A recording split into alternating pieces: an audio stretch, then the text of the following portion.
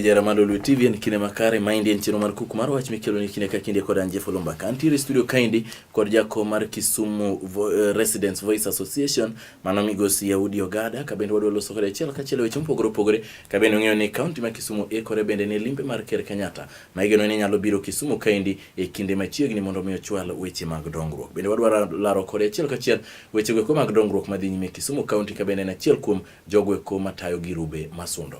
Arwaki e studio. Moso ganda. Kamora mora mo ntie anyola na Oganda maluo moso kendo geno ni wadhi bede twak kanyakla. Erokamano nya Audi Ogada rwaki kenda goni erokamano kuom chopa achiel ka achiel. Wadwaro mondo mwago mbaka wachaki kod limbe mar Ker Kenyatta ma igeno ni biro Kisumu kaindi machiegni mondo mi ochwal ni weche mag dongruok ka igeno ni weche mag health care moko bende obro yawo. Un kaka jo Kisumu ka achiel kod kaka India tene mar jo mochung' ne joma sundo. Iwacho nang'o e wach machalo kama? Ma achiel kuom gigo ma anyalo wacho no Oganda rwako gi chunygi duto. Kendo en gima Oganda osegombo. Kenya en achiel, jatelo en achiel. Yes. To kuonde duto mana e Kenya, regions te monge Kenya chon ne wapogo gini region aboro. Jatend Oganda machalo president onego bed ni sakasa. Otimo limbe e gwenge e regions gi te. Ma okosebedo maber ahinya nyaka ne wayud independence 1963. Ibiro yudo ni our first president ndalo manobire Kenya ka inyalo Luo Nyanza ka inyalo na kwano. President moluwo bende kinyalo nen manutiel aming'a ahinya in period ng'wen jaduong' Moi bende kinyalo kwano ndalo mobire Kenya ka gine Luo Nyanza ka bende nyalo na kwano. Kibaki kobiro mang'eny to ok nyal kadho dereyo. Mane nyalo na kwano. Ai to kuro ne wan go Uhuru Kenyatta ma bende wanyalo wacho ni nyaka bed president biro ne kama long ahinya gimokele maler ahinya machalo weche mag dongruok machalo weche mag gik monego manopoko bedie. Ka koro wayudo nafas ni Uhuru Kenyatta biro kaka president ma piny. Aparo ni en gima nyawarwako gi chunywa te kendo en gima wawacho ni onego timre seche duto kinde duto. Aparo ni ka president obiro gima duong' ni wadwaro ni State House marwa ma osedak moseyugno ma gima timre bende onge. Ochal ni State House ma nyalo kelo ne jothurwa dongruok. Tiende ni ka gik moko timre State House no. Kaen kama ngima nitie to gik mang'eny mabiro timre. So mana achiel kuom gik ma wa expect ni president biro timo. Wa expect ni president biro yao kata nyiso gigo mamoko ma odwa notim. For example, like Basin waparo ni osetimre en gima ber to ochako tich. Wa expect mano. Ndara madhi Mamboleo mawuok Mamboleo kadhi Kibos kocha en ndara mosechenda ahinya ywagruok nitie. Giwa mang'eny ma Boris bende koro biro ka joka cotton industry bende nyocha ogwel ni dwa yaw ka achiel gi dongruok mamoko mano mno Kisumu kende. Siaya wan gi mwa expect ni president ko biro kech biro ne mar Nyanza ka beto nego twag counties wote. Migori bende nigi mage and so is Homa Bay. So nyicha dhi Gwasi mano Homa Bay County. Nyicha dhi Gwasi Homa Bay County. Kichopo Sindo ka kore dhi Gwasi ine piny machielo. Ok inyal believe ni mano ndara kata yo ma waseyudo na independent kum igni mosebete en ndara marach. Orach makata kidhiye. Magi gik ma ka wanyalo bet ni ogai mar piny limowa. To wanyalo wacho gi kendo wanyalo neno keto gi e tim mondo timre. So handshake in general en gima waseneno lembe, waseneno appointment moko maka mantie matindo kaka mag of late Ogego giri gi jomoko waneno neno ka wuod Nyakach oluongo nyasi ma celebration oluonge welo mokele welo milion kanisa yudo milion. Omiyo koro un kaka so to me mago gin gik ma nyaka mi wageno gimiyo wa hope ni ka wanacha this handshake maber to wanyalo bedo gi pogruok. To weche gi kisani kura neno ka bet ka uyie kod weche mag handshake. Kane okuongo timore to kane wan kodi kaindi to ne wacho ni ne en wach mobiro to ne oganda ne gito ahinya kinyalo paro Kisumu ne oganda wacho ni ok giyie ni jouma mathoth ahinya kia osetimne kama indi. Envelope mane onyalo wacho ni server mane obedo contained mar handshake ne okoyangi nang'o giri mane ni ei in fact nyaka kawuono poko yange elela la nyote mna yange matin kanyo biro liel moro ka otemo mna yange so ng'eny gik mane ni obedo contained that server that envelope put up samo weni moko kuom gi poko wuok kanyanga to nikech koro waneno seche ka to ne put gionge complete nikech koro ka waneno gi biro mos then ngisowa ni in envelope no kas chup samo bro yawe te to wabro chal ka gimo chiegni gi kanan kabisa or wabro bedo ni wan iye ka ok wabiro kode michiegni ahinya then wabro bedo ni wan iye. Of course nitie areas moko mapod wawacho ni president ko biro ka to nyaka tim achiel kuom gi the handshake itself jowa mano hinyo ni record ni Nyanza region kata ganda maluo modak Mombasa modak Nairobi kuno cha Nairobi ne hinyruok obeti ma nyuola mang'eny no wito jogi ma pur ni pacho ganda moko makata kwa wacho ni handshake ber kata kwa nitie joma podok mo nitie joma biro dola no chunygi ang'o manyalo miwa gola dola en ni ka president obiro to wayud nafas ma jowa gi mane victims jowa survivors victim mono survive to gi familiars mag jogo manotho bendo yudie nafas urom gi jotelo ka president nitie ker marwa maluo Raila Odinga nitie to gin bende giyude handshake mondo musogo truth iluongo nango justice agir ngane mani iluongo ni truth and what reconciliation iluongo nango no kele ni mondo otim gima iluongo ni the healing process.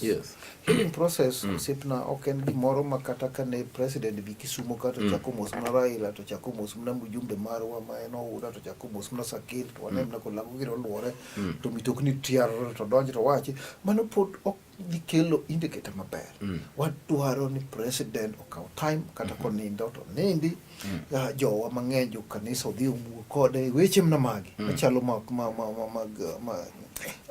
manodonjo chunyo ganda hinya machalo mag tho different sectors odhi owuok kode unbe kaka josundo udwa ni mondo mi owuok kode the business community ne owuok kode nikech seche mane gika timore osiepna ni neno kata ko ganda moko odong nyaka tu duong kenda ma nyiso ni piny no chopo kama tek ahinya to ka mus nyo chopo to piny oyawore ma gima nyaka wayiego ni mae Kenya ma wadwaro ok Kenya ma nigi gonyre duk tigo jiblisasi so to me apoda chung mane man ni mosruok en gima ber ahinya waseneno kober but challenges ma pod nitie machalo ma wacho nyaka wawuogi leaders wa mondo ging'i mano maka koro gibiro kik wabi mana ni ka koro president obiro ka to MPs wate gi governors wate ema koro kenda gen joma giromo go pile magichagoro mae makwayo maro maduong' ahinya ni sectors mopogore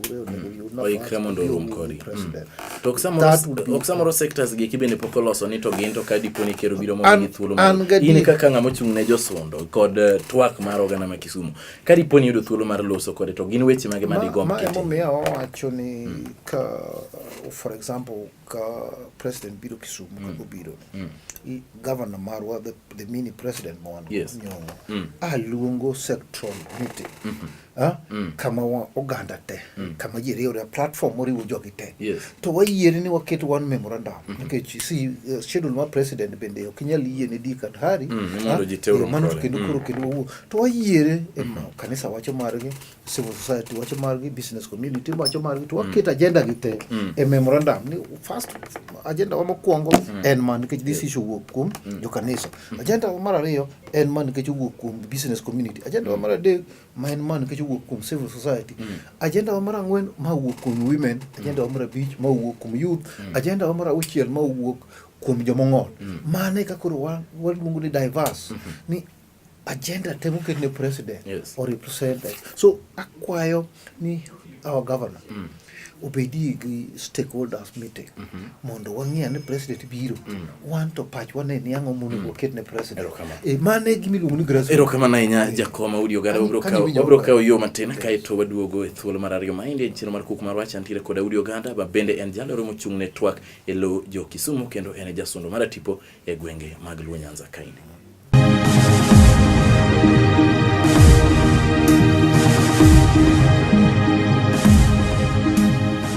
Dera malulu tibo cha koduoge thuolo mar ariyo ma indien cheno mar Kuku mar Wach mikelo ni kod an Jeff Oloo Mbaka.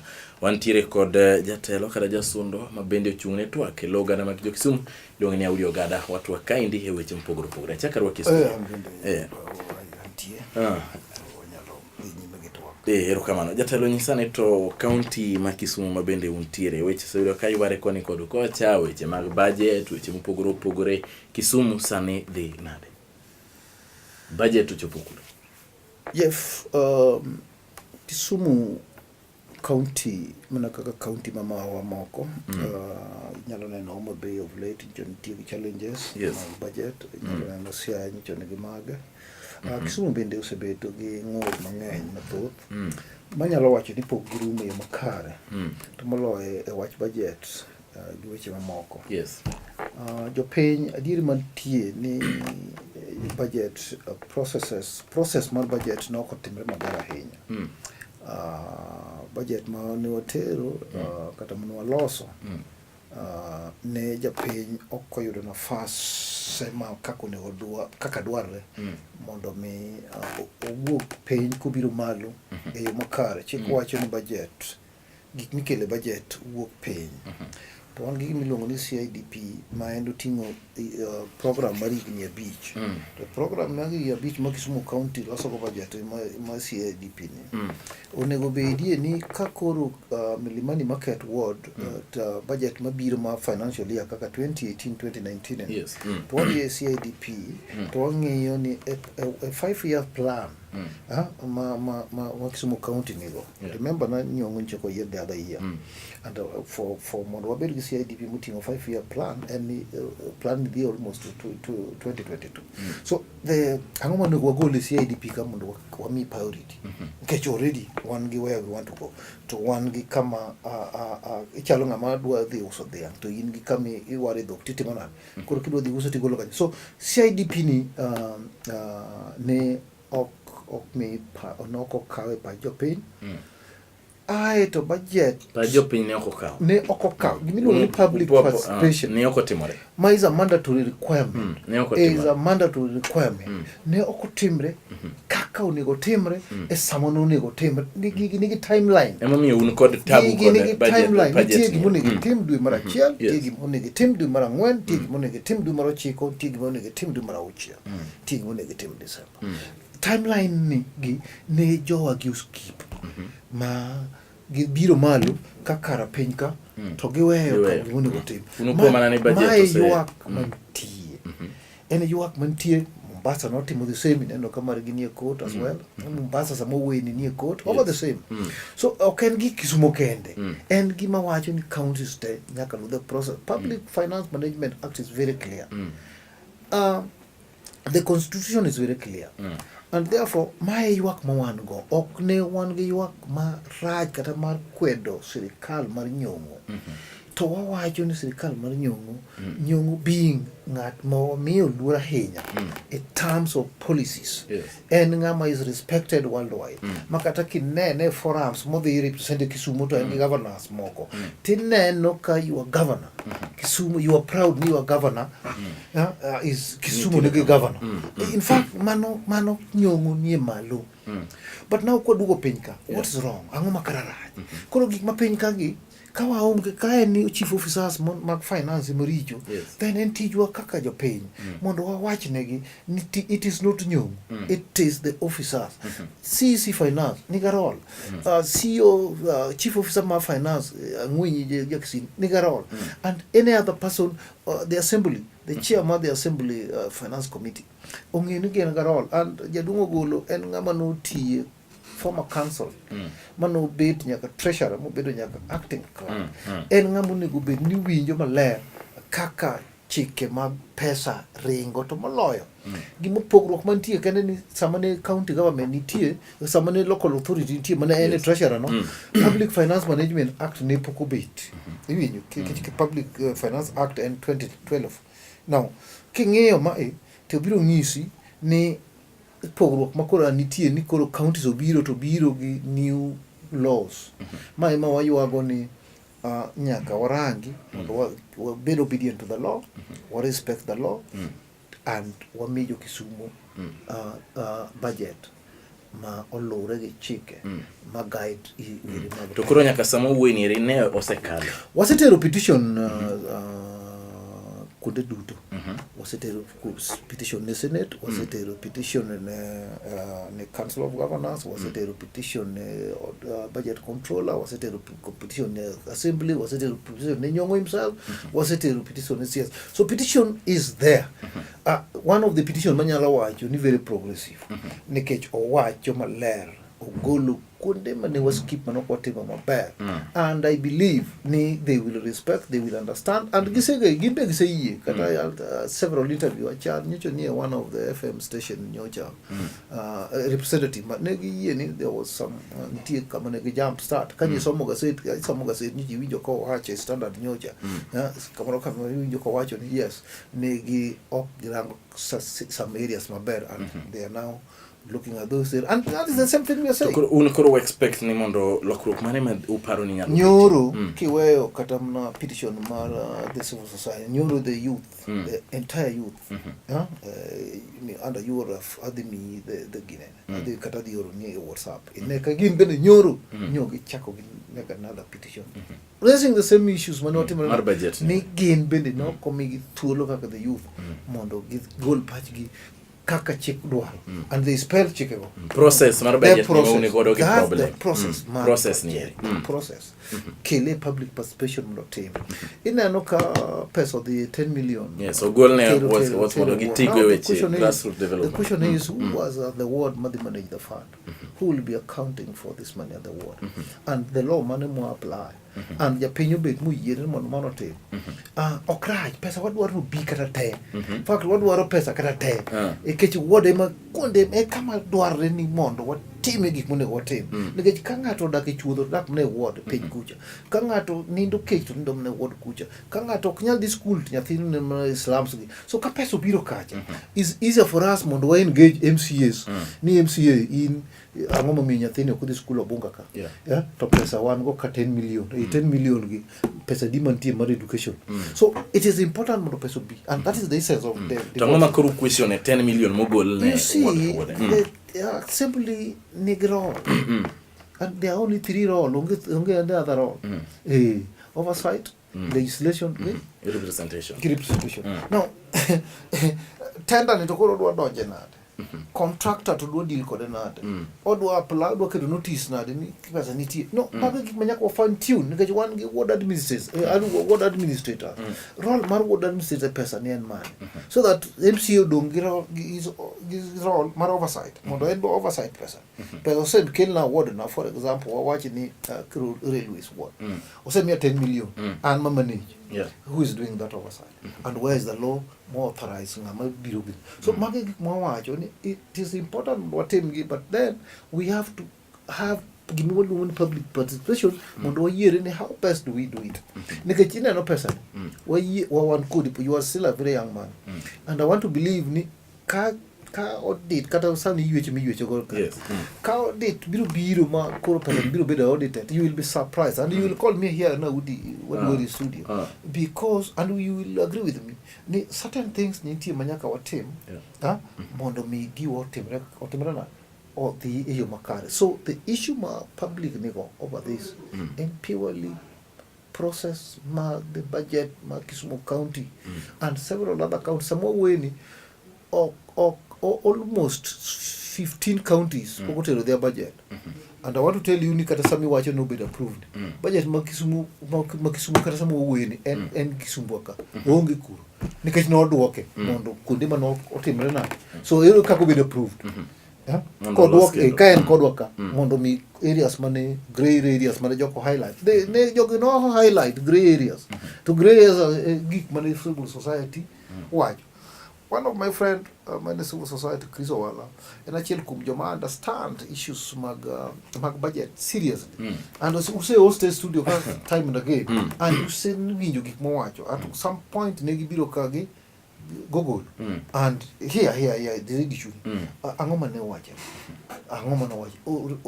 Ogolo had to confess surely budget not in and this is what we are saying magi ma ok nyata mo wacho nitie gik moko ma ok ni ngato miyowa and we constitution no miyowa teko mar oversight koro dwane process ni nyaka lumo ber koka wach budget ni nyalo yiro of course again the public could go be oversight kata in Jeff kakitiyo kakani you are being even police to give the people jopenya luwo ka no Jeff oko kaka dek tiyo no wan kaka jopenya ko yie and onge kaka nyal tim it is their powers it is their power kirango koro udwaro mondo mi Kisumu ket gidwok teko ne jopenya the process ma watime gik moko not only on the budget osiepna kirango kata mna the appointment of Lango Nudi yes kata iwije mos it is the issue of the process how Nudi became the county secretary there was a case in court Manoteri Public Service Board. And he was asked the same question. How was your process? Where is your letter of appointment? And did you go to the assembly? Did the assembly vetting or you didn't qualify? The answer was no. That assembly, the report, man assembly, a court nyoro and angena we TV. The process was flawed. And therefore, nyakawe change. You can your opinion can about the process and the process. Somebody has to listen. Erokana Audi Ogada. Ageno ni jotelo mag Kisumu, mano governor kachiel kod jalok mare kod ji duto man Kisumu. Jotelo duto winjo gima utemo yuaga kachiel kaka grube masundo. Wachopo gi kanyo odiochieng' ma kawuono kane wantiere kod Audi Ogada e studio kaendi Oloo TV ka watwake kuku marwa. Chero kama na inya Audi kubiro kwachako yudo thuolo kana dungi mondo mwachako twagi weche mamoko. Uritu asante.